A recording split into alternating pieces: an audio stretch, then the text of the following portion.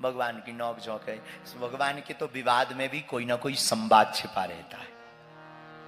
तो लक्ष्मी जी ने कहा कि हम जा रहे हैं अपने मायके, बने रहो शेषनाग की सैया पर। भगवान ने कहा तुम मायके चलो तो हम जोगी बनेंगे, तपस्या करेंगे। प्रायः बहुत से लोगों को शादी के बाद सन्यास बहुत जगता है।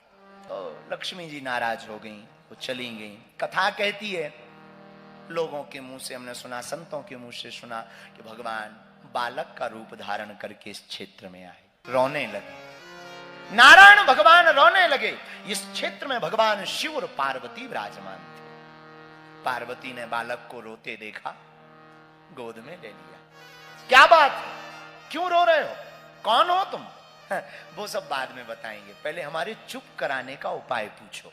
उस बालक ने कहा, मां आपकी कृपा हो तो ये क्षेत्र हमको तपस्या के लिए दे दो, आप दोनों कहीं और चले जाओ। शंकर जी तो सब समझते थे हमारे प्रभु हैं, ठीक है हम कहीं और जाते हैं। और वो भगवान महादेव इस क्षेत्र को छोड़कर केदारनाथ चले गए। अब वो बालक यहां विराजमान, वो बालक कोई और नहीं, हमारे श्री नारायण प्रभु जी विराजमान हो गए।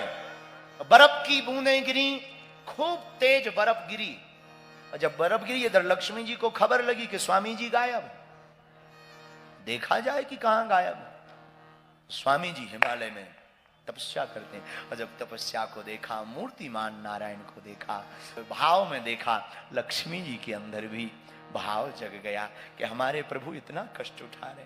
तो वो भी वहां पर सोचने लगी मैं करूं क्या, बर्फ टप टप टप टप गिर रही है, इनकी साधना में कोई भंग ना पड़े। पत्नी का अर्थ भी वही है, पत्नी वही है जो अपने पति को पतन से बचाए।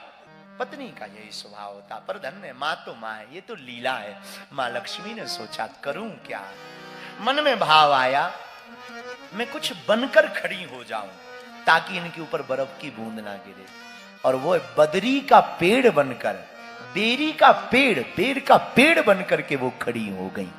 बहुत वर्ष बाद भगवान की तपस्या पूर्ण हुई तो नेत्र खोला तो देखा, अरे देवी तुम?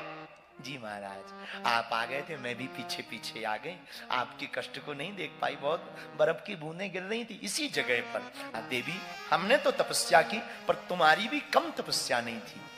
जाओ आज के बाद इस तीर्थ स्थल पर हम दोनों की पूजा, हमारी पूजा तुम्हारे साथ होगी और लोग हमको बद्रीनाथ कहेंगे। और नाम पड़ गया बद्रीनाथ। इसीलिए हमने आते ही कथा के संकीर्तन में कहा था, जो आए बद्री वो कभी ना रहे दरिद्री। लेकिन पूज्य महाराज जी अद्भुत बात